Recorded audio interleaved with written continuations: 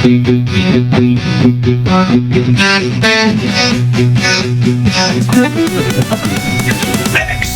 Dost, Success का host, सैनिक नवोदय में topmost.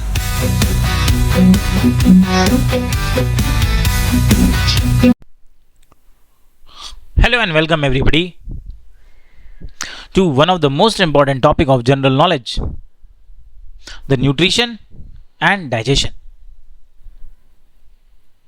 सबसे पहले बात करेंगे the process of digestion.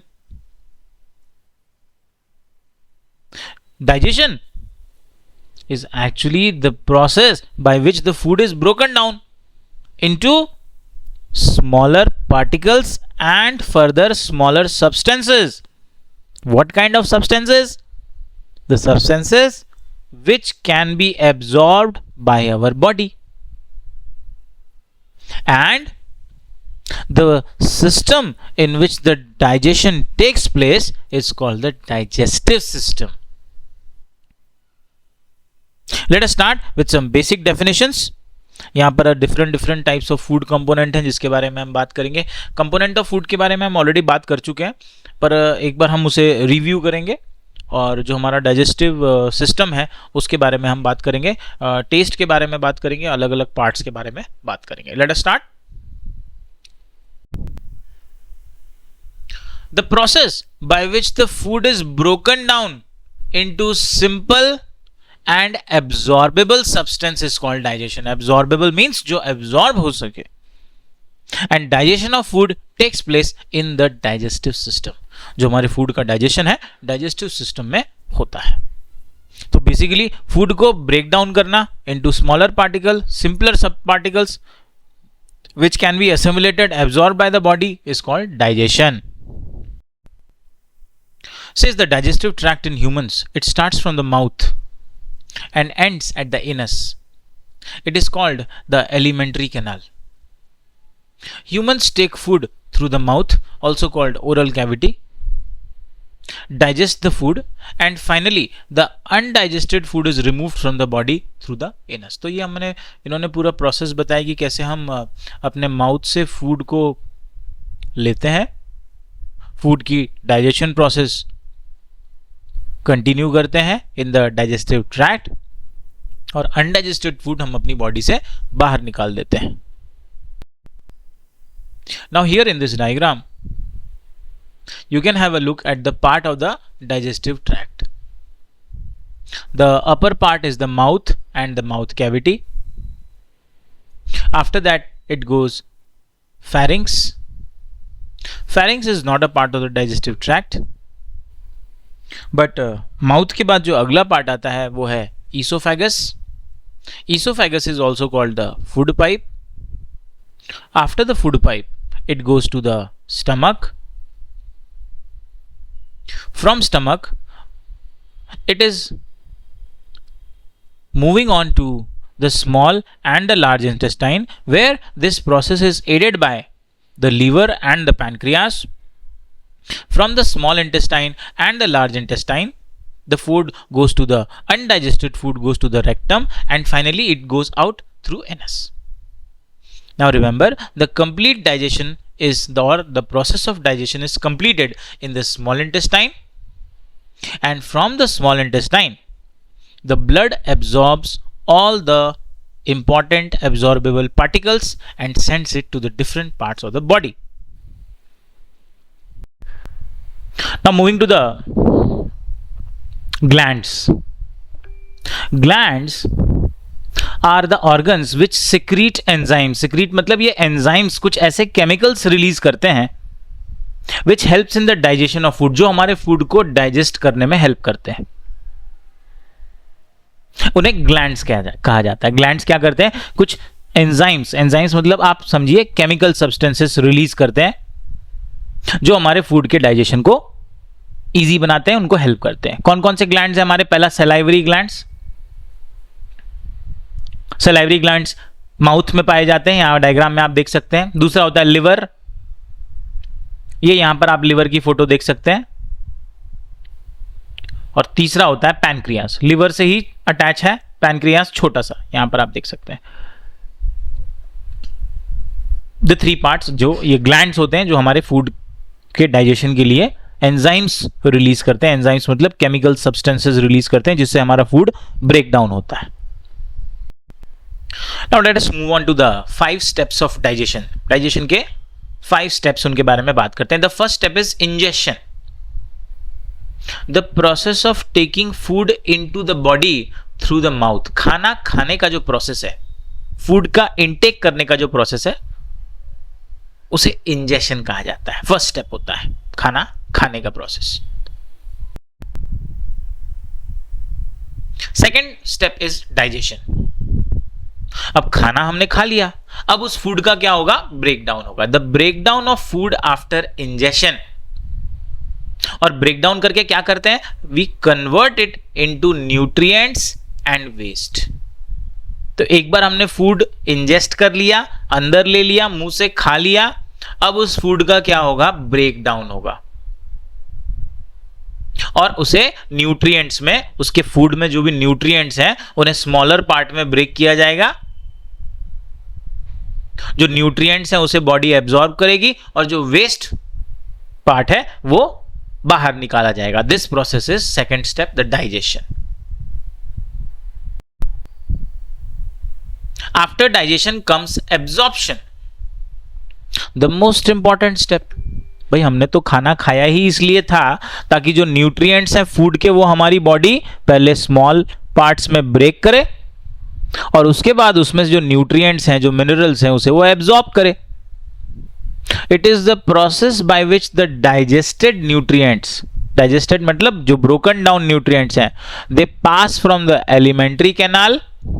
Elementary canal मतलब जो डाइजेस्टिव ट्रैक्ट है हमारा, to be absorbed into the bloodstream and transported to different parts of the body. Absorption of food takes place in the small intestine. Most important part, question पूछा जा सकता है कि हम जो भी खाना खाते हैं उससे जो न्यूट्रिएंट्स निकल के आते हैं ब्रेक डाउन होने के बाद, वो बॉडी के कौन से पार्ट में एब्जॉर्ब किए जाते हैं? तो वो स्मॉल इंटेस्टाइन में एब्जॉर्ब किए जाते हैं. और हम ये भी कहते हैं कि स्मॉल इंटेस्टाइन में डाइजेशन प्रोसेस कंप्लीट हो जाता है. तो अगर क्वेश्चन आए where the digestion process is complete, answer is small intestine. Question आए where the absorption of nutrients takes place, answer is small intestine. Small intestine में ब्लड सभी न्यूट्रिएंट्स को एब्जॉर्ब कर लेगा. And you know that blood तो हमारी पूरी body में फ्लो होता रहता है. So blood is also called the transporter of our body. ये हमारी बॉडी का ट्रांसपोर्टर है.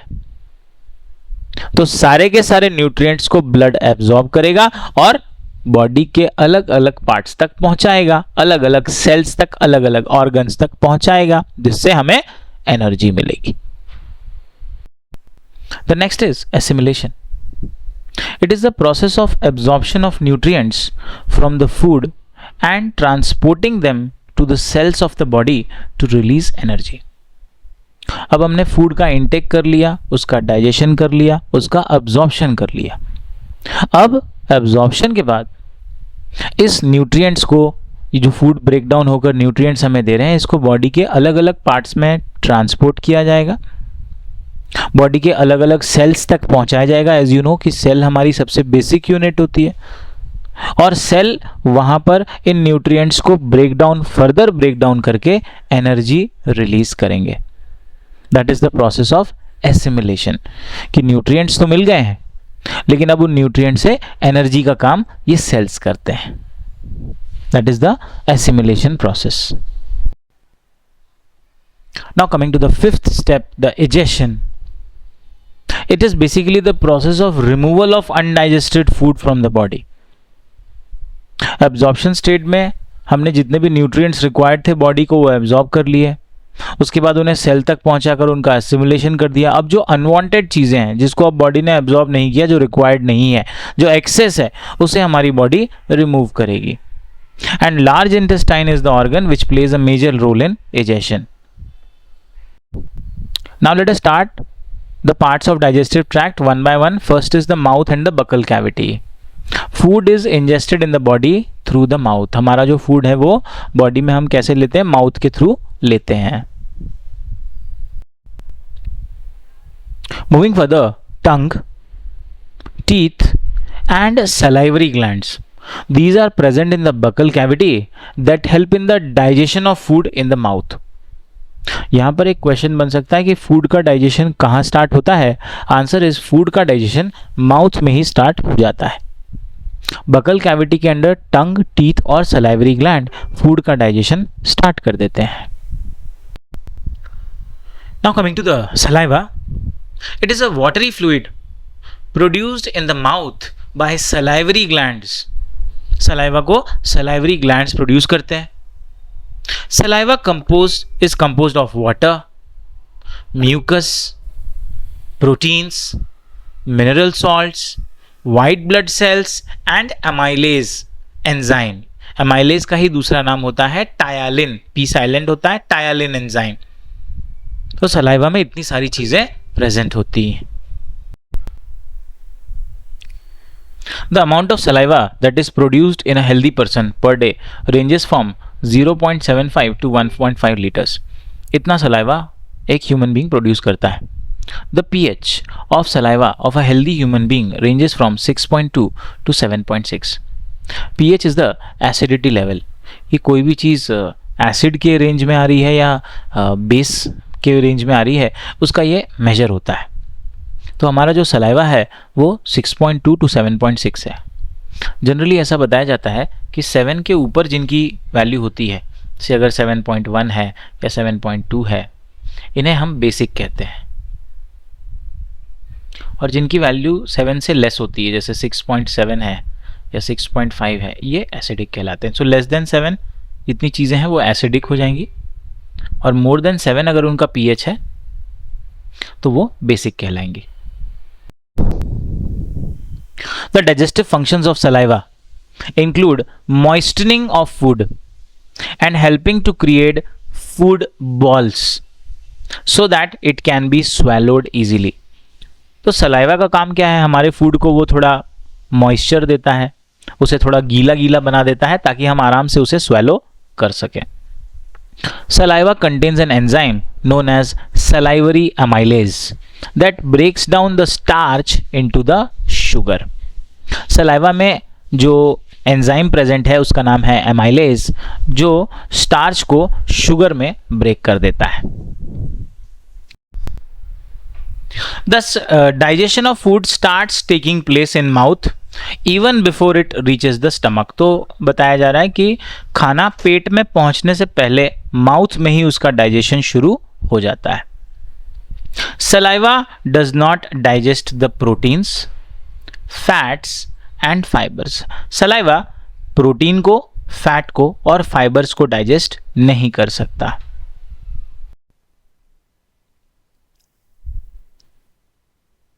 Now next is the esophagus. Esophagus is also called the gullet or food pipe. It is a 25 centimeter or 10-inch long muscular tube that connects mouth to the stomach. ये muscle से बनी हुई एक tube है, food pipe भी इसको कहते हैं. 25 सेंटीमीटर ये लॉन्ग है और हमारे मुंह को पेट से जोड़ने का ये काम करती है. सलाइवा, ये हमने पहले भी सलाइवा के बारे में पढ़ा कि सलाइवा जो है एक लुब्रिकेंट की तरह काम करता है. It act as a lubricant which makes it easier for the food to pass through the oesophagus. अब ईसोफेगस मतलब ये पाइप है, तो पाइप से हमारा खाना पास हो रहा है. अगर पाइप से हमारा फूड पास हो रहा है तो उसे क्या होना चाहिए? थोड़ा सॉफ्ट भी होना चाहिए, थोड़ा स्लाइमी होना चाहिए, ताकि आराम से इस पाइप के थ्रू हमारा फूड पास हो जाए. Now further talking about how the food is passed. हमारा फूड जो है वो इस ईसोफेगस से कैसे पास होता है? तो यहां पर देखना है the muscles of the food pipe. हमारा जो ईसोफेगस है, जो फूड पाइप है, उसके जो मसल्स हैं वो कॉन्ट्रैक्ट करते हैं. कॉन्ट्रैक्ट करते हैं मतलब सिकुड़ जाते हैं. The food is swallowed that moves the food down the esophagus to the stomach. और इसी मसल के कॉन्ट्रैक्शन से, एक्सपेंशन से उस पाइप में एक मूवमेंट होती है। मसल हमारे सिकुड़ते हैं फैलते हैं, सिकुड़ते हैं फैलते हैं, जैसे हमारा हार्ट होता है, कॉन्ट्रैक्ट होता है, एक्सपैंड होता है, उसी तरह ये हमारा फूड पाइप के जो मसल्स होते हैं ये भी क्या होते हैं, कॉन्ट्रैक्ट होते हैं, मतलब सिकुड़ जाते हैं, एक्सपैंड हो जाते हैं, मतलब फैल जाते हैं। तो उससे पाइप के अंदर एक मूवमेंट बन रही है, और इसी मूवमेंट के कारण जो फूड है हमारा स्टमक तक पहुंचता है। Now moving on to stomach. The stomach is a muscular organ located in the upper abdomen between the oesophagus and the small intestine. तो स्टमक हमारा कहां पर है, ये एब्डोमेन के ऊपर वाले पार्ट में है, ईसोफेगस और स्मॉल इंटेस्टाइन के बीच में आता है, मस्कुलर ऑर्गन है, आप देख सकते हैं फोटोग्राफ यहां पे। The stomach not only holds the food but also acts as a mixer and grinder of the food. Food को, खाने को होल्ड तो करता ही है, साथ में मिक्सर और ग्राइंडर की तरह भी ये एक्ट करता है। वहां पर खाना क्या होता है, मिक्स होता है, ग्राइंड होता है, ब्रेक डाउन होता है, डाइजेशन के कई सारे स्टेप्स होते हैं यहां पर। Next, the stomach breaks down the food and creates digestive juices and enzymes, hydrochloric acid, pepsin and mucus. तो ये सारी चीज, भाई स्टमक होता है हमारे फूड को सबसे ज्यादा, कंप्लीट फूड का ब्रेकडाउन यहां पर होता है, और कई सारे फूड को डाइजेस्ट करने के लिए कई सारे केमिकल्स, जिसे डाइजेस्टिव जूसेस कहते हैं, एंजाइम्स कहते हैं, केमिकल सब्सटेंस, ये यहां पर बनते हैं। सबसे पहला क्या बनता है, हाइड्रोक्लोरिक एसिड। तो क्वेश्चन पूछा जा सकता है कि हाइड्रोक्लोरिक एसिड कहां पर है ह्यूमन बॉडी में, तो स्टमक में है। क्या काम करता है, डाइजेशन का काम करता है। और क्या क्या बनता है, पेप्सिन एक एंजाइम है, केमिकल सब्सटेंस है। म्यूकस, म्यूकस जो लिजलिजा पदार्थ जो होता है खाने को हमारा स्वेलो करने में आसान में, that's mucus. Mucus it forms a protective layer for the stomach so that hydrochloric acid does not harm the stomach. अब आपके मन में ये बात आएगी कि सर ये हाइड्रोक्लोरिक एसिड तो बहुत ज्यादा एसिडिक होता है, ये तो भाई अगर आप किसी के ऊपर डाल दो तो वो आदमी मर जाएगा, तो ये हमारे पेट के अंदर है तो फिर भी हमें कुछ प्रॉब्लम क्यों नहीं हो रही। हमें प्रॉब्लम इसलिए नहीं हो रही है क्योंकि सपोज करिए ये हमारा पेट है और हमारे पेट के ऊपर एक ऐसी लेयर बनी हुई है, ऐसी एक लेयर चढ़ी हुई है, ये जो ग्रीन लेयर है इसे म्यूकस कहते हैं। अच्छा, ये म्यूकस जो है ये हाइड्रोक्लोरिक एसिड को कोई नुकसान पहुंचाने नहीं देती। ये आउटर जो रेड वाला पार्ट है ये हमारा स्टमक है, ये हमारे स्टमक की लेयर है, और इसके अंदर जो ग्रीन पार्ट है ये म्यूकस है। अब यहां पर अगर हाइड्रोक्लोरिक एसिड प्रेजेंट है, for example suppose this is the hydrochloric acid जो खाने को डाइजेस्ट करेगा, हाइड्रोक्लोरिक एसिड, तो वो म्यूकस होने की वजह से वो हमारे स्टमक की लेयर तक नहीं पहुंच पा रहा है, तो हमें वो कोई नुकसान नहीं पहुंचाएगा। म्यूकस उसे प्रोटेक्ट कर रहा है, किसे, हमारे स्टमक को प्रोटेक्ट कर रहा है। हाइड्रोक्लोरिक एसिड जो है वो म्यूकस में ही रहेगा और फूड यहीं पर डाइजेस्ट होगा। वो हमारे स्टमक का जो सरफेस है, स्टमक की जो वॉल है, उसको वो हाइड्रोक्लोरिक एसिड टच नहीं कर पाएगी। क्यों नहीं, क्योंकि म्यूकस के प्रेजेंस के कारण। तो एक प्रोटेक्टिव लेयर का ये काम करती है। Moving further to the hydrochloric acid and its specific function. Hydrochloric acid के क्या फंक्शन है, सबसे इंपॉर्टेंट स्ट्रॉन्गेस्ट एसिड है, पीएच लेवल इसका 2 या 3 होता है, बहुत हाईली एसिडिक है। It provides a acidic medium to the food for digestion. खाने को डाइजेस्ट करने के लिए, ब्रेक डाउन करने के लिए एसिडिक मीडियम देता है। It kills the bacteria. अभी आप एक इंपॉर्टेंट चीज देखिए कि हम बाहर की बहुत सारी चीजें खाते हैं, उसमें बहुत अलग अलग तरह के बैक्टीरिया हैं, लेकिन पेट में जाते ही सब डाइजेस्ट हो जाते हैं। कैसे हो जाते हैं, यही है वो हाइड्रोक्लोरिक एसिड। जो आप थोड़ा बहुत अनहाइजीनिक फूड भी अगर आप खा लो, जैसे बाहर की चीजें हम जो खाते हैं, जो स्ट्रीट वेंडर्स की जो अनहाइजीनिक गंदे हाथों वगैरह से वो जो उनका फूड रहता है, तो अगर वो भी हमारे पेट में आए तो ये हाइड्रोक्लोरिक एसिड जो है वो जितने भी बैक्टीरिया इस तरह के हमने ले लिए हैं अनहाइजीनिक फूड से, वो उसे किल कर देगा, खत्म कर देगा। Hydrochloric acid act as a barrier against foreign micro organism and help prevent infection. तो बाहर से आने वाली जितनी भी चीज आप पेट में डाल रहे हो उन सभी को हाइड्रोक्लोरिक एसिड किल कर देगा। और ये फंक्शन टिपिकली एनिमल्स में बहुत ज़्यादा यूजफुल है। भाई जैसे हम तो खाना धो के खाते हैं, हम तो खाने को अच्छे से साफ करके देख के खाते हैं, बट एनिमल्स के अंदर तो ऐसी एबिलिटी नहीं है कि वो खाना धो के खा सके। तो उनको भगवान ने एक नेचुरल एबिलिटी दे दी है, जो उनकी जो स्ट्रक्चर बनी है वो ऐसी बनी कि उनका जो हाइड्रोक्लोरिक एसिड पेट में बनता है वो और भी ज़्यादा एसिडिक होता है। तो अगर कुछ इम्प्योरिटीज उनके पेट में चली भी गई तो हाइड्रोक्लोरिक एसिड उनको खत्म कर देगा, साफ कर देगा। That is the function of hydrochloric acid. Next, one of the most important function of the HCl is to activate pepsin enzyme. Hydrochloric acid क्या करता है? पेप्सिन बोलकर एक एंजाइम, मतलब आप केमिकल सब्सटेंस समझ लीजिए, उसे एक्टिवेट कर देता है. अच्छा, उसे एक्टिवेट करके क्या होता है? उसे एक्टिवेट करके ये होता है कि पेप्सिन एक ऐसा एंजाइम है जो प्रोटीन के डाइजेशन में हेल्प करता है. तो जो भी प्रोटीन फूड हम लेते हैं उसको माउथ में ब्रेक नहीं किया जाता. वो कहां पर ब्रेक होता है? वो स्टमक में ब्रेक होता है. क्वेश्चन पूछ सकते हैं कि प्रोटीन का डाइजेशन कहां पर होता है? प्रोटीन का डाइजेशन स्टमक में होता है. किससे होता है? पेप्सिन. तो ये तो नहीं पूछेंगे कि किससे होता है, लेकिन हाइड्रोक्लोरिक एसिड की वजह से ये केमिकल पेप्सिन जो है वो रिलीज हो रहा है, और यही हम जो भी प्रोटीन खाते हैं उसे वो ब्रेक डाउन करता है. प्रोटीन को किस में ब्रेक किया जाता है? याद रखिए, प्रोटीन को ब्रेक किया जाता है अमीनो एसिड्स में ब्रेक किया जाता है. Amino acids.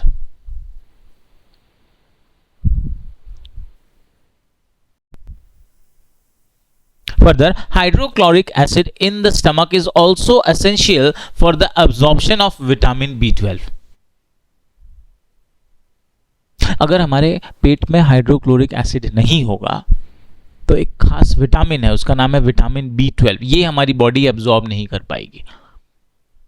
तो विटामिन B12 के एब्जॉर्प्शन के लिए भी हाइड्रोक्लोरिक एसिड जरूरी है. वैसे इस पर क्वेश्चन आने के चांसेस बहुत कम है. आरएमएस को अगर टारगेट कर रहे हैं तो शायद इस तरह के क्वेश्चन, क्योंकि आरएमएस का थोड़ा जो जीके का सेक्शन होता है, एक दो क्वेश्चन उसमें बहुत ही वियर्ड होते हैं जिनका कोई रिलेशन नहीं है, थोड़े से लेवल उनका अलग होता है, बुक टेक्स्ट बुक से भी बाहर होते हैं. Next, this is the partially digested food with gastric juice is called crime. अब कह रहे हैं अब हमारे पेट में फूड का डाइजेशन हो गया, अच्छे से मिक्सिंग हो गई, ग्राइंडिंग हो गई, तो उसका पार्शियल मतलब थोड़ा सा डाइजेशन हो चुका है और अब उसमें गैस्ट्रिक जूस मिला हुआ है.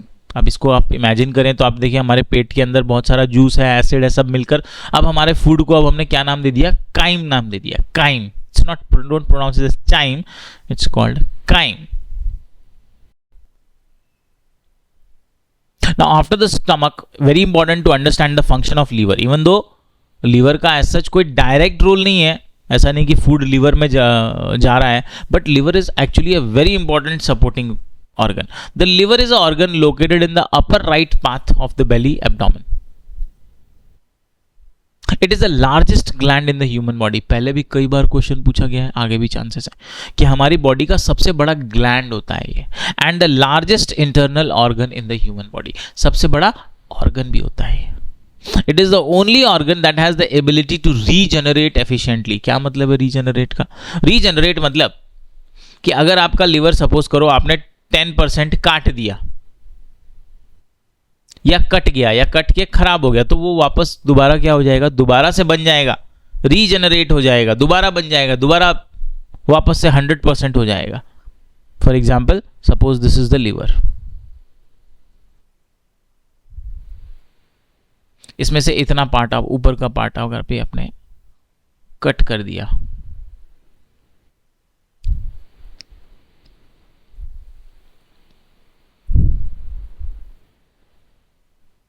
सपोज ये हमारा लिवर, इसमें से ऊपर का इतना पार्ट अगर कट हो गया, कोई चिंता की बात नहीं है, अपने आप देखेंगे 3 से 6 महीने में ये ग्रो हो जाएगा पूरा का पूरा. तो इसी को बोलते हैं it has a regenerate ability. Regenerate मतलब दोबारा से तैयार हो जाएगा वो.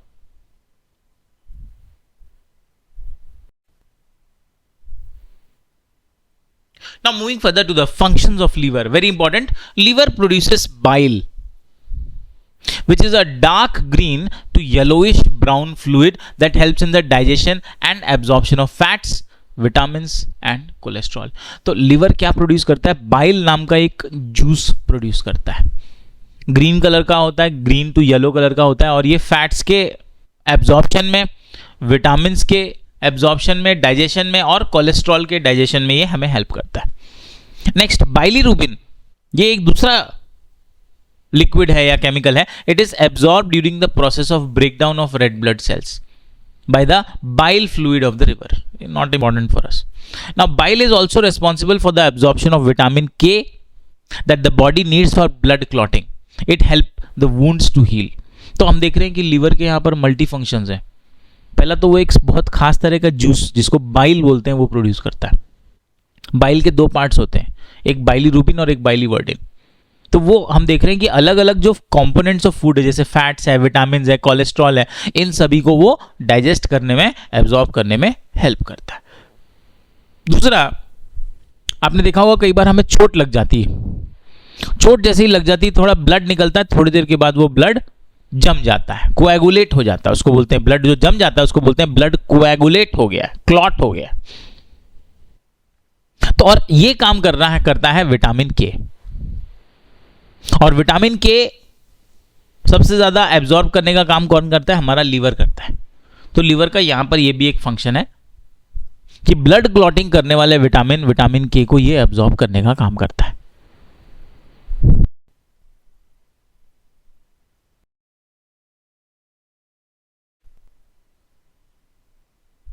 Next, the carbohydrates stored in the liver as glycogen are broken down into glucose and released into the blood to maintain the glucose level.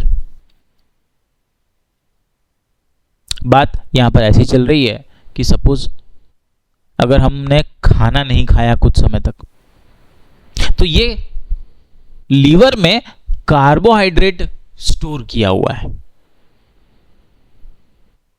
और किस फॉर्म में स्टोर किया हुआ है? ग्लाइकोजन के फॉर्म में स्टोर किया हुआ है। तो जैसे ही अगर आपको एनर्जी की जरूरत होगी, ये लीवर क्या करेगा? इस ग्लाइकोजन को ग्लूकोज में ब्रेक कर देगा, ग्लूकोज में ब्रेक कर देगा और उसे ब्लड में भेज देगा, आपकी बॉडी को ग्लूकोज मिल जाएगा, और ग्लूकोज का मतलब एनर्जी मिल जाएगी। तो ये एनर्जी देने का भी काम करता है। Next, vitamin A, vitamin D, vitamin E, vitamin K and vitamin B12 they are stored in the liver, and that also stores iron in the form of ferritin to form new red blood cells. तो ये सभी important जो components हैं, vitamin A, D, ई, के, vitamin B12 and iron, इन सभी को ये store करने का भी काम करता है। तो एज अ स्टोरेज भी ये फंक्शन करता है। नेक्स्ट, लीवर के अलग अलग diseases. What are the liver diseases? First is cirrhosis. देख, लिवर डिजीज है, इसमें क्या होता है? हमारे लिवर में इंफेक्शन हो जाता है, स्वेलिंग हो जाती है। Fatty liver disease, hepatitis A, hepatitis B, hepatitis C, hepatitis D, hepatitis E, सारे वायरल डिजीज हैं। And finally jaundice. तो ये सारे जो डिजीजेस हैं ये लिवर रिलेटेड डिजीजेस हैं, और लिवर हमारा क्या है? हेल्दी रहना चाहिए। अगर हेल्दी नहीं हुआ तो बहुत प्रॉब्लम हो सकती है।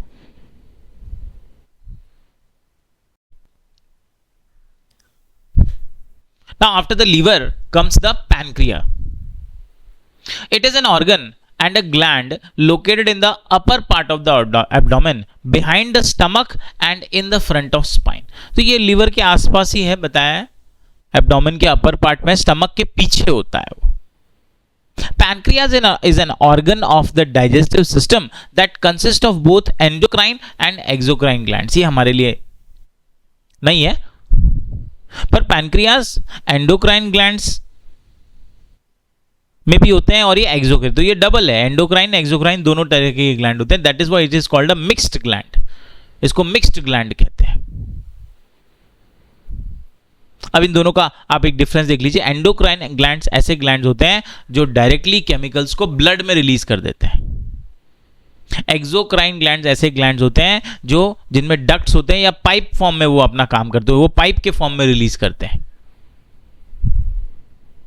तो पैनक्रियास दोनों ही ग्लैंड होता है। हमें ये क्वेश्चन एग्जाम में पूछे जाने के चांसेस कम है।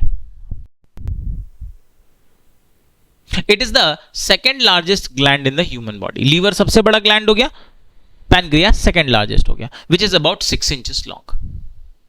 An exocrine gland in the pancreas produces pancreatic juice. अभी pancreas है तो इसका जो जूस निकलता है, जो वो भी डाइजेशन में ही काम आता है, उसे बोलते हैं pancreatic juice, which contains a variety of enzymes to help the breakdown of the food. ये डाइजेशन में भी यही भी है, जैसे लीवर में से जूसेस निकलते हैं, बाइल निकलता है, डाइजेशन में हेल्प करता है। पैनक्रियाज में से पैनक्रियाटिक जूसेस निकलते हैं, वो भी डाइजेशन में हेल्प करने का काम करते हैं। Now, what are the enzymes which are released by pancreas? अच्छा, enzymes जब भी आप टर्म देखें आप समझ जाएं, these are the chemical substances जो फूड के डाइजेशन में हेल्प करते हैं। तो क्या क्या पैनक्रियास से रिलीज होता है? Lipase, it helps the body to digest fats. Amylase, it helps the body to digest carbohydrates. Trypsin, it converts proteins to amino acids. Proteins to amino acid convert होना मतलब प्रोटीन का break down कर देना, मतलब protein का digestion कर देना. Break down होकर क्या बनता है? अमीनो एसिड्स बनते हैं. And finally elastase to break down the protein. तो ये अलग अलग तरह के एंजाइम्स रिलीज होते हैं जिससे डिफरेंट फूड, हमारा जो है टाइप्स ऑफ फूड है वो डाइजेस्ट किया जाता है by the pancreas. Next part, अभी हमने एक्सोक्राइन ग्लैंड तो देख लिया, क्या क्या एंजाइम्स को रिलीज करते हैं. अब इसका एंडोक्राइन फंक्शन देखते हैं. Endocrine glands in the pancreas release hormones that control blood sugar. RMS में पहले पूछा गया है.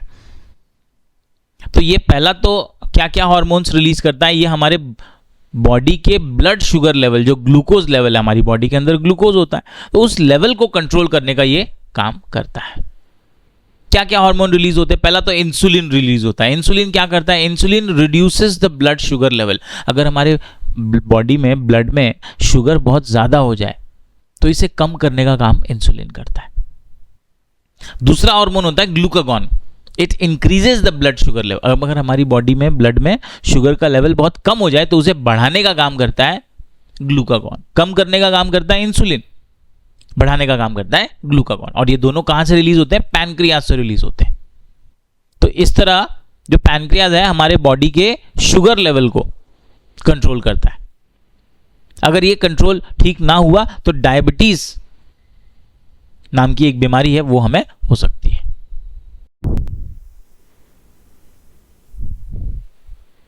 Next, diabetes. It is a disease that occurs when the pancreas does not produce insulin. Question पूछा जा सकता है, पहले पूछा भी गया है, आगे भी पूछा जा सकता है कि डायबिटीज जो बीमारी है वो कौन से ऑर्गन से रिलेटेड है, किस ऑर्गन के इम्प्रॉपर फंक्शनिंग से रिलेटेड है? आंसर इज पैनक्रियास के. किस हार्मोन से रिलेटेड है? क्या हार्मोन प्रोड्यूस नहीं होता है? तो इंसुलिन हार्मोन नहीं प्रोड्यूस होता है. इसकी वजह से हमें डायबिटीज बीमारी होती है. अगला हम बात करेंगे small intestine. Very important. Small intestine is a tubular element in the abdomen which carries food from stomach and sends it to large intestine or colon. तो ये ट्यूब जैसा एक स्ट्रक्चर होता है, एक पाइप जैसा, पतले पाइप जैसा एक स्ट्रक्चर होता है, एब्डोमेन में प्रेजेंट होता है, और ये फूड को स्टमक से कैरी करता है और लार्ज इंटेस्टाइन में जो अनडाइजेस्टेड फूड है उसे लार्ज इंटेस्टाइन या कोलोन में भेज देता है. 90% of the digestion and absorption of food occurs in small intestine. Most important part.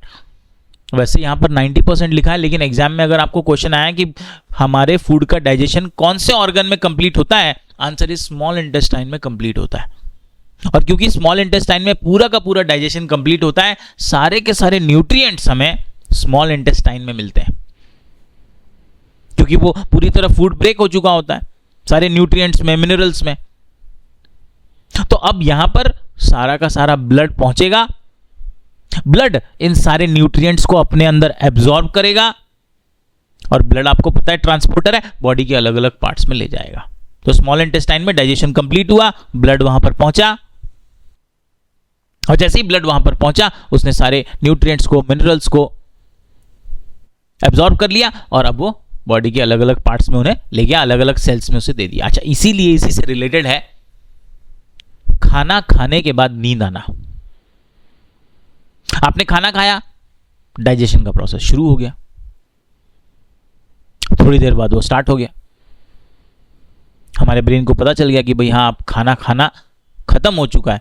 जैसे आप फूड खाना स्टार्ट करोगे तो भी ब्रेन को पता चलता है, और फूड जब आपका एंड होता है तो भी ब्रेन को थोड़ी देर बाद पता चल जाता है कि हाँ, आप फूड एंड हो गया, तो अब हम डाइजेशन प्रोसेस को बढ़ा दें. अच्छा, डाइजेशन प्रोसेस बढ़ेगा तो ये सारे के सारे एंजाइम्स की जरूरत है, सारे के सारे केमिकल्स रिलीज होने लगेंगे बॉडी में, और ये इन सारे केमिकल्स जो अलग अलग बॉडी पार्ट में रिलीज हो रहे हैं, इसे कौन लेकर, इसे ब्लड लेकर आएगा, पहले हमारे स्टमक में लेकर आएगा, स्टमक से स्मॉल इंटेस्टाइन में लेकर आएगा, स्मॉल इंटेस्टाइन से लार्ज इंटेस्टाइन में लेकर जाएगा.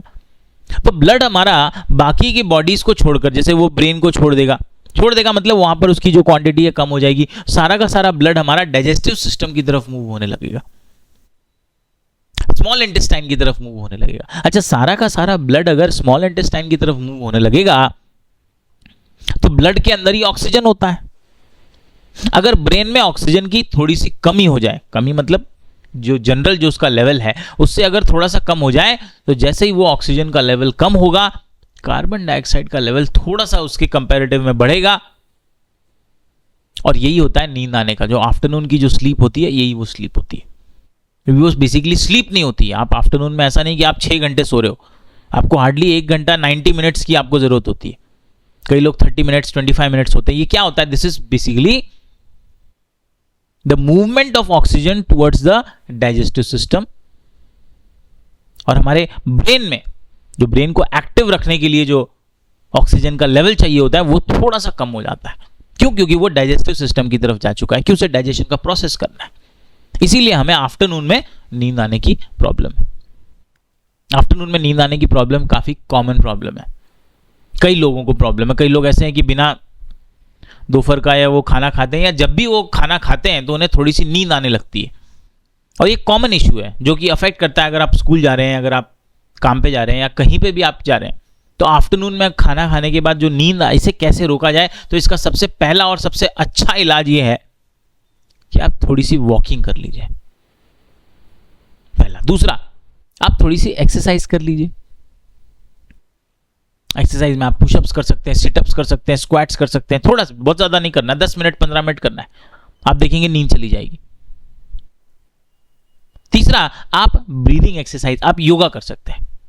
वैसे जनरली सजेस्टेड है कि खाना खाने के बाद योगा नहीं करना चाहिए, लेकिन ये ब्रीदिंग एक्सरसाइज करने से आपको ये जो आफ्टरनून की, जो आपकी खाना खाने के बाद पोस्ट मील ड्राउजीनेस जो है, ये नींद आ रहा है जो, ये आपकी खत्म हो जाएगी। Exercise is the most effective. अगर आप थोड़ी सी एक्सरसाइज कर लें तो ये जो आफ्टरनून की जो ये स्लीप है, जिस जो कि जनरली आप ना लें तो अच्छा है, आप ले रहे हैं, अगर आप नहीं ले पा रहे हैं तो दैट इज, लेकिन अगर आप सपोज स्कूल में हैं जहां पर आपको सोना पॉसिबल नहीं होता है, तो वहां पर आप थोड़ी एक्सरसाइज कर लें, आप देखेंगे कि आपकी जो नींद है आफ्टरनून की, वो बिल्कुल पूरी तरह से खत्म हो जाएगी। It's a very important part. Here in this diagram you can see the small intestine. It is a tubular element. वैसे देख रहे हैं आप, ट्यूब जैसा है ये स्मॉल इंटेस्टाइन, ये आप देख सकते हैं, ये ट्यूब जैसा। It is a tubular element which carries food from stomach and sends it to the large intestine or colon. 90% of the digestion and absorption of food occurs in the small. तो अब diagram में देख लीजिए कि ये 90% of जो digestion है और एब्जॉर्प्शन है, जो भी हमने फूड का ब्रेक डाउन किया, वो यहीं पर हमें मिलता है। फिगर में देख सकते हैं, it's very long.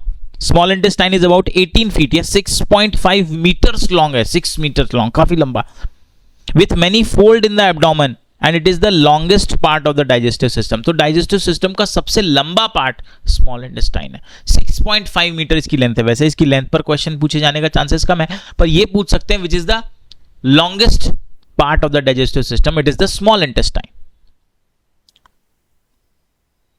And the main function लिखा हुआ है,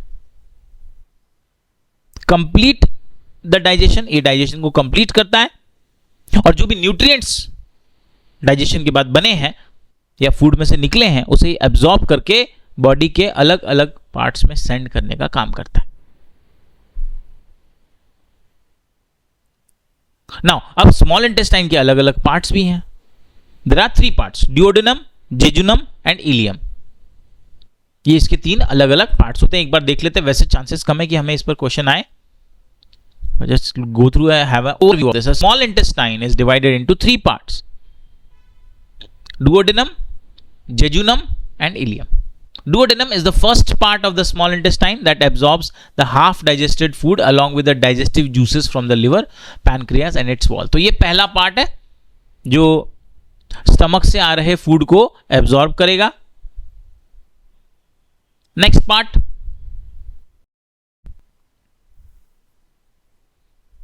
jejunum is the second part of the small intestine, and ileum is the last part of the intestine, and it is the longest part of the small intestine. Both are responsible for absorption of nutrients in the bloodstream. तो ये jejunum से और ileum से ही food हमारा blood में चला जाता है। फूड मतलब न्यूट्रिएंट्स हमारे ब्लड में चले जाते हैं। Next is the large intestine, as you can see in the diagram. The large intestine is wider and shorter than the small intestine, about 1.5 meter in length.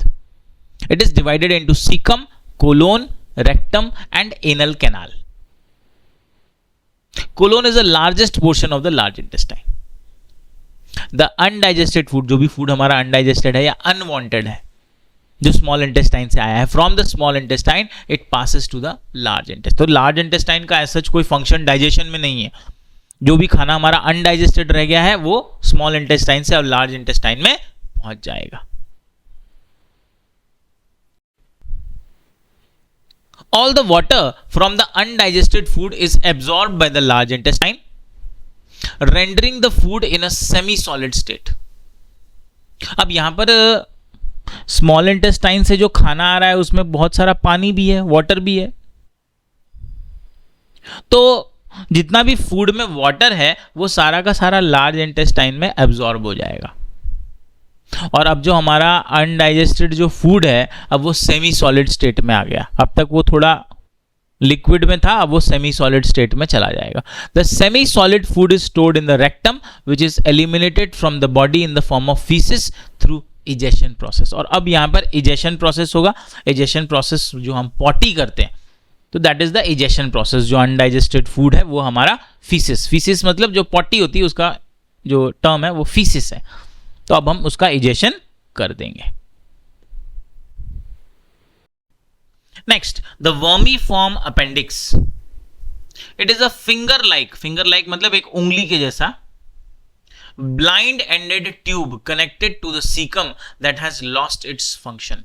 ये वर्मीफॉर्म अपेंडिक्स एक ऐसा part है हमारे body का जिसका कोई काम नहीं है। It has lost its function of digestion as human beings have evolved. तो जैसे जैसे ह्यूमन बींग्स की डेवलपमेंट हुई है वर्मी फॉर्म अपेंडिक्स का कोई फंक्शन नहीं है, तो इसको हम कहते हैं वेस्टिजियल ऑर्गन। वेस्टिजियल ऑर्गन का मतलब वो हमारे बॉडी का एक ऑर्गन तो है पर उसका कोई फंक्शन नहीं है। अब देखिए हमारे बॉडी के हर एक ऑर्गन का कोई ना कोई फंक्शन है, इवन हेयर का भी फंक्शन है, नेल्स का भी फंक्शन है, हर एक बॉडी के ऑर्गन का फंक्शन है, लेकिन वर्मी फॉर्म अपेंडिक्स का ऐसा कोई फंक्शन नहीं है।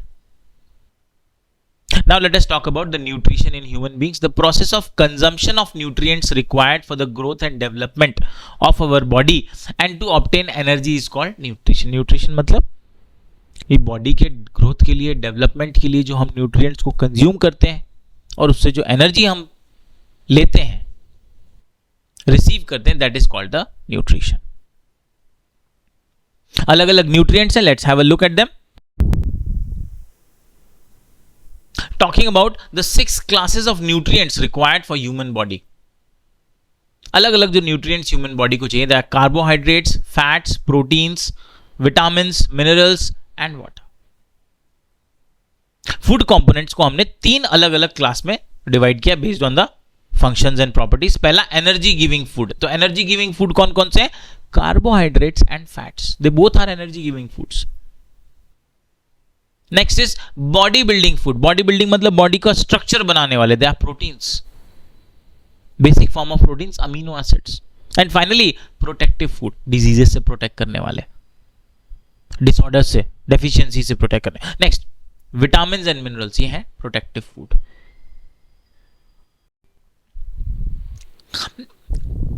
Next is the carbohydrates. Some key points. They are the important source of energy for the body. Body को एनर्जी देने का काम करते हैं carbohydrates. Digestive system changes carbohydrates into glucose. यही ग्लूकोज ब्लड शुगर है, which is used to provide energy to the cells, tissues and the organs of the body. हमारा जो डाइजेस्टिव सिस्टम है, जो कार्बोहाइड्रेट फूड हम लेते हैं उसी को ग्लूकोज में कन्वर्ट करने का काम करता है, जिससे हमें एनर्जी मिलती है। The fibre in carbohydrates helps in lowering blood cholesterol. Carbohydrate में जो फाइबर्स हैं वो ब्लड के कोलेस्ट्रॉल लेवल को कम करने का काम करते हैं। वैसे इस पर हमें चांसेस कम है पूछे जाने के। इस पूरे में हमें ये पूछा जा सकता है कि कार्बोहाइड्रेट से हमें क्या मिलता है? कार्बोहाइड्रेट से हमें एनर्जी मिलती है। कार्बोहाइड्रेट का काम ही होता है एनर्जी प्रोवाइड करना, प्रोटीन का बॉडी बिल्डिंग, विटामिन का डिजीज से प्रोटेक्ट करना। There are different forms of carbohydrates. Simple carbohydrates किसमें है? एप्पल में है, ऑरेंज में है, फ्रूट्स आप देख रहे हैं, पाइनएप्पल है, स्वीट पोटैटो है, बेरीज है, मिल्क है, सिंपल कार्बोहाइड्रेट्स होते हैं इसमें। स्टार्ची कार्बोहाइड्रेट, स्टार्ची कार्बोहाइड्रेट एक कार्बोहाइड्रेट का टाइप हो गया। किसमें किसमें? होल ग्रेन्स में है, grain bread, beans, potato, sweet potato, cereals. Fibrous carbohydrates, pumpkin, carrot, tomato, beans, broccoli, cucumber, इसमें fibrous. And complex carbohydrates, beans, peas, whole grains, barley, oat, brown rice, इसमें होते हैं कॉम्प्लेक्स कार्बोहाइड्रेट. इस पर हमें question तो नहीं पूछा जाएगा. हाँ, ये आपको पता होना चाहिए कि किस किस चीज में कार्बोहाइड्रेट्स होते हैं. White bread, chocolates, candies, sugary drinks, pastries, ice creams, they are all examples of bad carbohydrates. तो ये हमें कंज्यूम नहीं करना चाहिए. Next, after carbohydrates comes fats. Like carbohydrates, fats also provide energy. जैसा कार्बोहाइड्रेट से एनर्जी मिलती है, फैट से भी एनर्जी मिलती है, बट फैट से बहुत ज्यादा एनर्जी मिलती है. जितनी बॉडी को रिक्वायर्ड है उससे ज्यादा.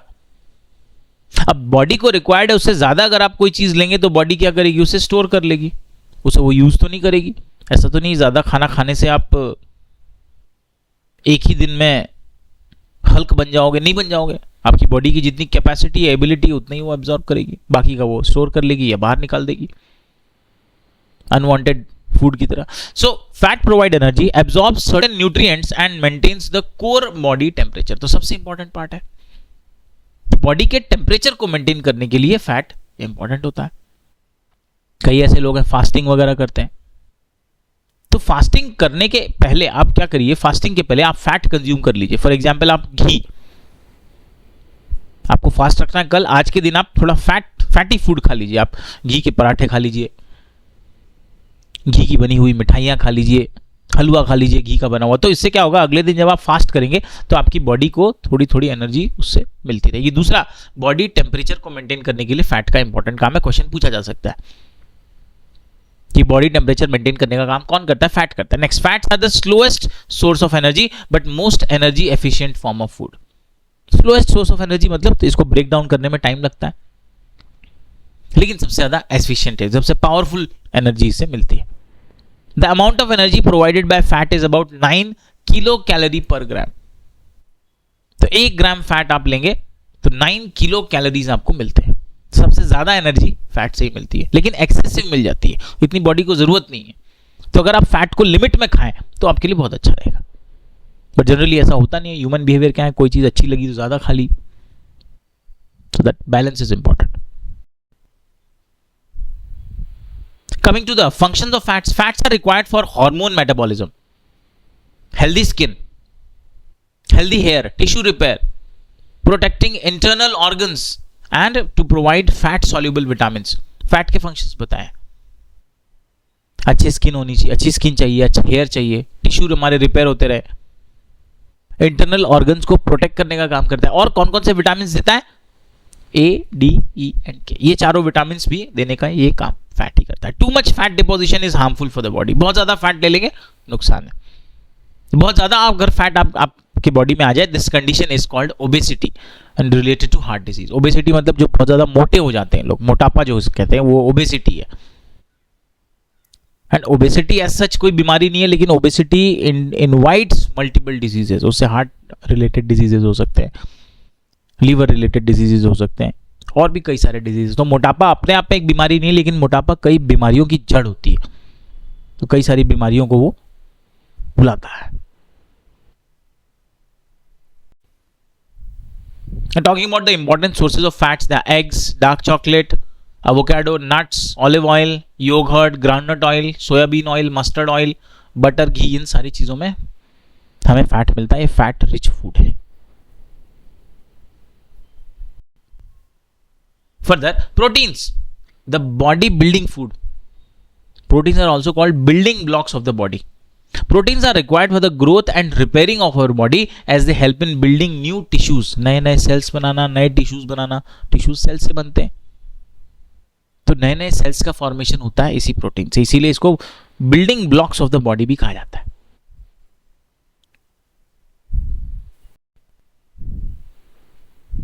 Next, they are responsible for tough nails, fibrous nature of hair and for the structure of muscles. ये 3 इंपॉर्टेंट चीजें. नाखून मजबूत होंगे हमारे, जो हमारे हेयर्स हैं थोड़े अच्छे सॉफ्ट होंगे, फाइब्रस होंगे, और हमारे जो मसल्स हैं उनकी शेप आएगी. They are a part of our blood and help in proper functioning of the body. Proteins are made up of chemical building blocks called amino acids. Protein किसके बने होते हैं? अमीनो एसिड्स के बने। Chances कम है पर फिर भी आप ध्यान रखिए कि प्रोटीन का जो बेसिक यूनिट है क्या है? अमीनो एसिड्स है, that are used to build and repair muscles and bones and make hormones and enzymes। तो सारी चीजों को बिल्ड करने का काम जो करता है वो प्रोटीन करता है।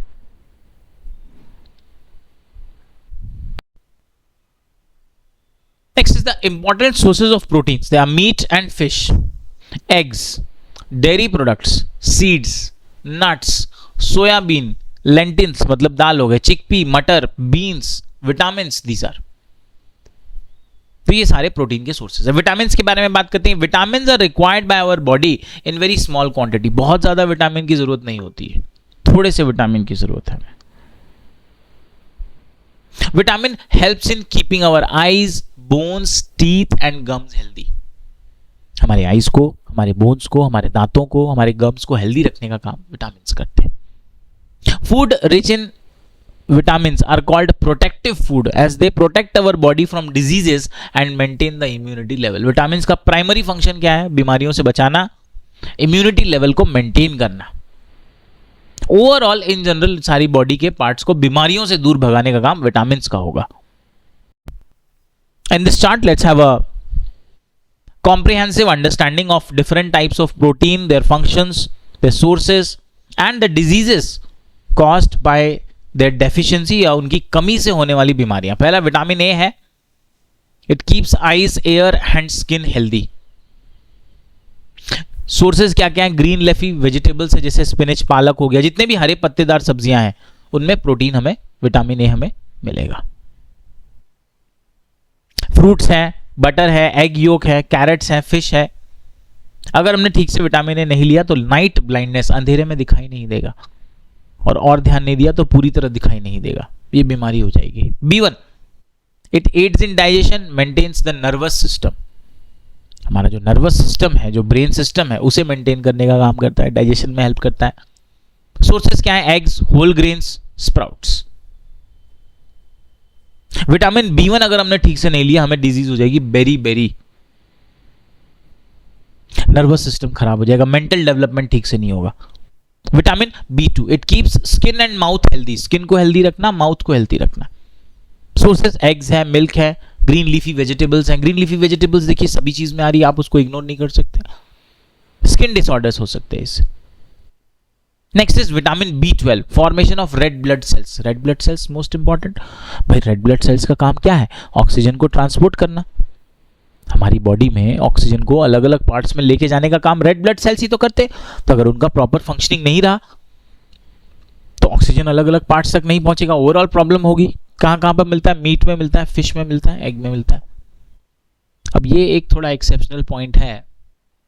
एक्सेप्शनल पॉइंट ये है कि ऐसा एक आर्ग्यूमेंट दिया जाता है कि आप अगर प्योरली वेजिटेरियन फूड लेते हैं तो आपको सारे के सारे विटामिन्स मिल सकते हैं, न्यूट्रिएंट्स मिल सकते हैं, आपको कार्बोहाइड्रेट, फैट सब मिल जाएगा, विटामिन्स मिल जाएंगे, आपको न्यूट्रिएंट्स मिल जाएंगे, लेकिन आपको विटामिन B12 नहीं मिलेगा। अभी कुछ लोग बोलते हैं कि कई वेजिटेरियन फूड में भी विटामिन B12 होता है, पर यहां पर आप देखो ये तीनों नॉन वेजिटेरियन फूड के एग्जाम्पल हैं। तो अगर आपने नॉनवेज फूड नहीं खाया तो आपको विटामिन B12 नहीं, और नहीं खाया तो आपको बीमारी क्या हो जाएगी? एनीमिया, आपको डिजीज हो जाएगा इससे। Name of the disease anaemia. Anaemia basically क्या होता है कि हमारे बॉडी में जो हीमोग्लोबिन का लेवल है वो कम हो जाता है। हीमोग्लोबिन का लेवल कम हो जाएगा तो हीमोग्लोबिन ही है जो जाकर ऑक्सीजन से अटैच होता है और हमारी बॉडी को अलग अलग जगह तक लेके जाता है। तब वो ऑक्सीजन से अटैच नहीं हो पाएगा, हमारी बॉडी ऑक्सीजन अलग अलग पार्ट्स तक नहीं पहुंच पाएगा।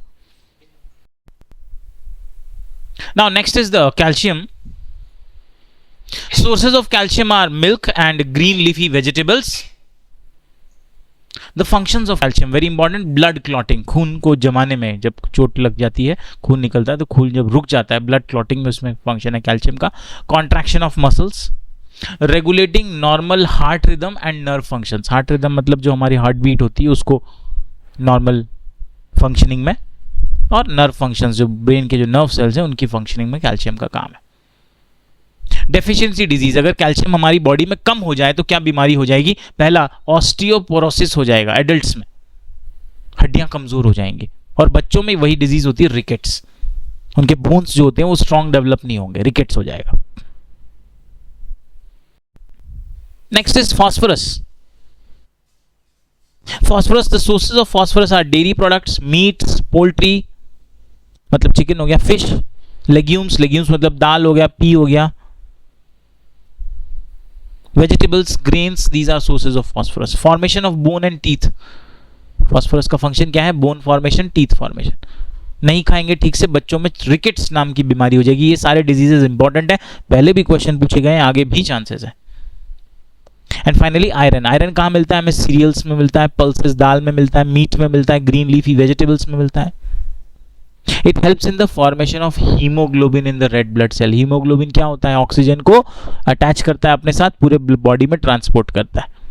रेड ब्लड सेल में हीमोग्लोबिन बनाने का काम है, और अगर ये आपने ठीक से नहीं लिया तो एनीमिया हमें बीमारी हो जाती है।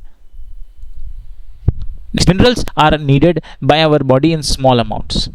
Each one is essential for proper growth of the body and to maintain good health. तो मिनरल्स की जरूरत हमें ग्रोथ के लिए और हेल्थ मेंटेन करने के लिए होती है।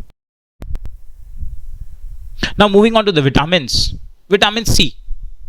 It helps to resist infections and keeps the teeth, gums and joints healthy. Vitamin C का क्या काम है? इन्फेक्शन होने से रोकता है, टीथ को स्ट्रांग करता है, गम्स को स्ट्रांग रखता है, हेल्दी रखता है, जॉइंट्स को हेल्दी रखता है। सोर्सेज क्या क्या है इसके? Citrus fruit. सिट्रस फ्रूट जैसे क्या हो गया? लाइम हो गया, नींबू हो गया, संतरा हो गया, लेमन, टोमेटो, स्प्राउट्स, ये सारे सोर्सेज ऑफ विटामिन सी। नहीं लेंगे तो डिजीज क्या हो जाएगी? स्कर्वी, होंठ फट जाएंगे, गम्स से ब्लड आने होने लगेगा, स्कर्वी, विटामिन सी की डेफिशिएंसी से। विटामिन डी देखते हैं, helps in the normal growth of bones in children. बच्चों में बोन्स की ग्रोथ के लिए विटामिन डी चाहिए। कहाँ से मिलता है? मिल्क से मिलता है, फिश से मिलता है, एग से मिलता है, सनलाइट से मिलता है। नहीं लिया तो रिकेट्स डिजीज हमें हो जाती है। विटामिन के, विटामिन के का क्या फंक्शन है? It helps in blood clotting to stop bleeding. खून जब बहने लगे तो उसे रुक, देखा होगा आपने, खून बहता है अपने आप रुक भी जाता है।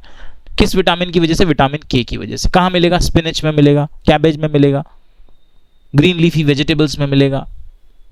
नहीं लिया ठीक से तो क्या बीमारी हो जाएगी? हीमोराज। हीमोराज मतलब चोट लगेगी, खून निकलेगा, खून निकलना बंद ही नहीं होगा, एक्सेसिव ब्लीडिंग हो जाएगी, उससे क्या हो जाएगी? डेथ हो सकती है। Next is iodine. आयोडीन के सोर्सेज क्या हो गए? फिश हो गया, सॉल्ट हो गया। It is required for proper working of the thyroid gland. Thyroid gland हमारे गले में है, H shaped gland, butterfly gland भी कहते हैं इसको। उसकी प्रॉपर फंक्शनिंग के लिए ये जरूरी है, बेसिकली ग्रोथ का काम करता है। नहीं लिया तो डिजीज हो जाएगी गॉइटर, स्वेलिंग हो जाती है गले के पास, goitre disease, deficiency of iodine. Next, sodium and potassium. Salt में मिलेगा सोडियम एंड पोटेशियम, वेजिटेबल्स में मिलेगा। कौन से वेजिटेबल में? एवोकाडो में मिलेगा, ब्रोकोली में मिलेगा, कैरेट्स में मिलेगा, फ्रूट्स में एप्रिकॉट, बनाना, सिट्रस फ्रूट्स में मिलेगा। सिट्रस फ्रूट्स मतलब जूसी फ्रूट्स जो होते हैं, खट्टे वाले। फंक्शन क्या है? They are electrolytes that help to maintain body fluid and blood volume. Body में जो अलग अलग फ्लूइड्स हैं, लिक्विड्स हैं, उसके लेवल को मेंटेन करने का काम करता है। नहीं लिया तो बीमारियां क्या हो सकती है? बॉडी एंड मसल वीकनेस हो सकती है, पैरालिसिस भी हो सकता है। So you see that eating green leafy vegetables are very important for our body, for our mental wellbeing, for our physical wellbeing के लिए बहुत जरूरी है कि जितने भी लीफी वेजिटेबल्स हैं उनको आप लीजिए। Moving to the next part, the dietary fibers and water. Besides nutrients, our body needs dietary fibers and water. Dietary fibers are also known as roughage. They are provided by whole grains, pulses, potatoes, fresh fruits and vegetables. Roughage basically क्या करता है? खाने को bulk करता है, उसकी quantity बढ़ाता है और डाइजेशन में हेल्प करता है। Roughage does not provide any nutrients to the body, but helps the body to get rid of undigested food. Roughage basically आप रफेज ऐसे समझो कि सलाद जो पार्ट होता है उसे, वो रफेज का पार्ट है, सलाद जो हम खाते हैं। तो वैसे वो कोई हमें न्यूट्रिएंट तो नहीं देता, लेकिन बॉडी को डाइजेस्ट करने में वो हेल्प करता है, अनडाइजेस्टेड फूड को बॉडी से बाहर निकालने में वो हेल्प करता है। Water not only helps the body to absorb the nutrients from food, but also helps in throwing out waste from the body as urine and sweat. तो पानी जो है, पहला तो फंक्शन पानी का, वाटर का, ये है कि वो जितने भी फूड हमने लिया है उसमें से न्यूट्रिएंट्स को एब्जॉर्ब करने का काम कौन करेगा? वाटर करेगा। और दूसरा, जो वेस्ट, जो हमारा अनवांटेड फूड है, वेस्ट प्रोडक्ट है, उसको बॉडी से बाहर निकालने का काम करेगा, वो भी वाटर करेगा। कैसे? यूरिन के फॉर्म में और पसीने के फॉर्म में। स्वेट मतलब जो हम पसीना जो निकलता है, उससे भी हमारे कई सारे अनवांटेड जो केमिकल्स होते हैं वो बाहर से निकल जाते हैं। The major source of liquid for our body, हमारी बॉडी को पानी कहाँ कहाँ से मिलता है? वाटर, जो डायरेक्ट हम पीते हैं, दूध से मिलता है, उसमें भी पानी होता है। टी से मिलता है। Including water we get from the cooked food, कई सारे फूड उनके अंदर भी पानी होता है। So this is the various sources from which we get the water.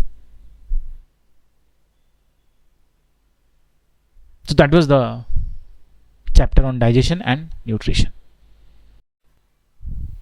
Now after the saliva, the part of the digestive tract, saliva, let's move on to the teeth. Plays a major function. The food is chewed with the teeth, which breaks down the ingested food mechanically. अभी जो भी हमारा food है, जो भी हमने लिया है, चपाती लिया, राइस लिया, जो भी हमारा इंडियन फूड है, अब उसको स्मॉलर फॉर्म में ब्रेक डाउन करने का पहला फंक्शन जो करता है वो टीथ करता है, ताकि हम फूड का इंजेक्शन कर सकें, उसको स्वेलो कर सकें। अभी बड़े बड़े जो बाइट्स हम लेते हैं उसको तो हम डायरेक्टली स्वेलो करेंगे, विल फेस सम, तो teeth is the first thing which will work as a mechanical grinder. And our teeth also have a very specific morphology, उनकी भी जो स्ट्रक्चर होती है, शेप होती है, अलग होती है। Each tooth has separate pockets in the gums. Let us discuss the type of teeth. There are 4 types of teeth that perform different functions. RMS पर इस पर क्वेश्चन पूछा गया है, सैनिक स्कूल में भी इस पर क्वेश्चन पहले आया हुआ है, उसके बाद नहीं आया, तो आप इस पर आप थोड़ा ध्यान रखना जरूरी है, क्योंकि हो सकता है क्वेश्चन इस ये एग्जैक्टली सेम तो नहीं, पर उससे कुछ सिमिलर क्वेश्चन पूछा जा सकता है। सबसे पहला, incisor. What is the function? Function is cutting and biting food.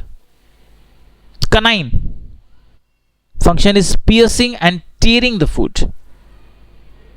Premolar, crushing and grinding the food. And molar, effective grinding of food. तो इंसिसर का फंक्शन कटिंग और बाइटिंग है, कनाइन का फंक्शन पियर्सिंग एंड टीयरिंग है, बाकी premolar and molar basically उनका जो function है वो ग्राइंडिंग है। तो उनके आपको फंक्शन आपको याद रखने पड़ेंगे। स्पेसिफिकली इन्होंने टीथ बताए हुए हैं। इंसिसर कौन से? ये सामने के 1 2 3 4, you can see in the diagram, these 4 are incisor. उसके बाद ये साइड के कनाइन्स इन्होंने बताए हुए, this is the canine, you can see this is the canine, this is the canine. Last के 3 यहां पर 1 2 3 ये मोलर्स हैं, और कनाइन के बाद वाले ये जो टीथ है ये प्रीमोलर है। तो सबसे फ्रंट के 4 हो गए इंसिसर, उसके बाद आ गए कनाइन, कनाइन के बाद premolar and then molar. That is the structure how they are present. इस पर एग्जाम में क्वेश्चन पहले भी पूछा गया, आगे भी पूछा जा सकता है, important. Moving on to some important points related to the teeth. The white and hard outer covering of a tooth is called enamel. हमारे दांतों के आउटर में एक कवरिंग है व्हाइट कलर की, जो कि बहुत हार्ड होती है। It is the hardest substance actually, हमारे ह्यूमन बॉडी का हार्डेस्ट टिश्यू है वो, क्वेश्चन पूछा जा सकता है। Hardest tissue in the human body, that is enamel. It is made up of calcium phosphate, but still अगर हार्डेस्ट सब्सटेंस है तो भी ये ब्रेक डाउन हो सकता है। कैसे ब्रेक डाउन हो सकता है? अगर आप आर्टिफिशियल स्वीटनर बहुत ज्यादा यूज करते हैं, कोल्ड ड्रिंक बहुत पीते हैं, चॉकलेट्स टॉफीज बहुत खाते हैं जिसमें आर्टिफिशियल सैकरीन है, तो ये आपके एनामल को खराब करता है। Let's move ahead. There are 2 sets of teeth in our lifetime. हमारे पूरे लाइफ में 2 तरह के टीथ हमारे आते हैं। पहला आता है टेम्पररी टीथ, या इसको बोलते हैं milk teeth. There are 20 milk teeth that develop in a child from 5 to 6 months till about 2 years of age. Milk teeth 20 होते हैं, क्वेश्चन पूछा जा सकता है। 2 साल तक बढ़ते हैं, and they fall off between the age of 6 to 8 years तक, ये फिर ये गिर जाते हैं। Second set is permanent teeth. There are 32 permanent teeth or adult teeth. There are 16 in each of the jaw. नीचे भी 16 और ऊपर भी 16, तो टोटल 32 हमारे परमानेंट टीथ होते हैं, टेम्पररी 20 होते हैं. Now after the teeth, the next is tongue. The tongue is a primary muscular organ in the oral buccal cavity, which is the mouth, covered with a moist pink tissue called the mucosa. There are tiny bumps called papillae, which gave the tongue its rough texture. That's the tongue. तो टंग जो हमारा है वो थोड़ा muscle से बना हुआ है, हमारे माउथ में प्रेजेंट है, जनरली मॉइस्ट होता है, पिंक टिश्यू का बना होता है. ये छोटे छोटे उसमें पैपिलेज होते हैं जिसमें, जिसकी वजह से उसको रफ टेक्सचर उसको मिलता है. आपने टच किया होगा तो थोड़ा वो रफ होता है.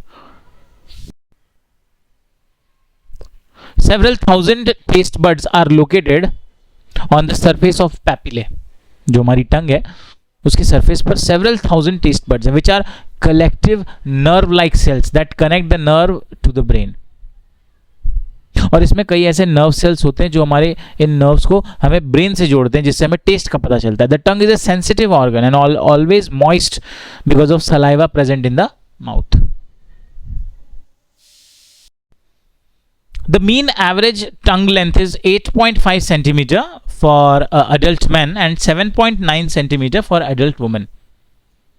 Taste buds are sensory organs found on the tongue that allow a person to experience 5 fundamental taste sensations that are sweet, salty, sour, bitter and umami.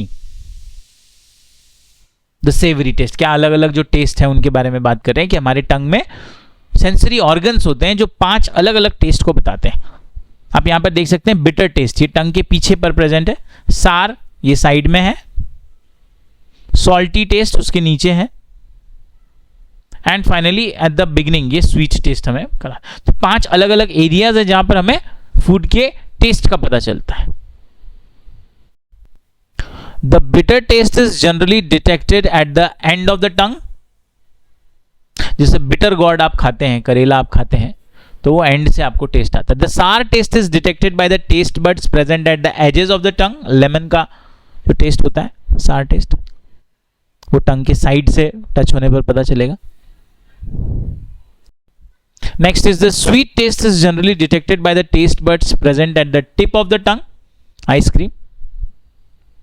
The salty taste buds are present on the either side of the front tongue portion. Salty taste. Chips. And the next is umami. This is a different type of taste, umami taste or savoriness. It is the most recently discovered taste. अभी अभी पता चला इसके बारे में. वैसे था तो ये पहले, पर अभी इसको हमने नेम कर दिया. It is the found in foods that have meaty taste. That is meat में जो टेस्ट होता है, मशरूम्स में जो टेस्ट होता है, चीज में जो टेस्ट होता है, इस टेस्ट को हमने नाम दिया है उमामी टेस्ट. तो you can figure out by name of the food की उमामी टेस्ट का मतलब क्या. और मशरूम का जो टेस्ट है, चीज का जो है, मीट का जो नॉन वेजिटेरियन फूड में मीट का जो टेस्ट है, that is called umami taste. So we also have taste birds for umami taste. Next is the tongue function.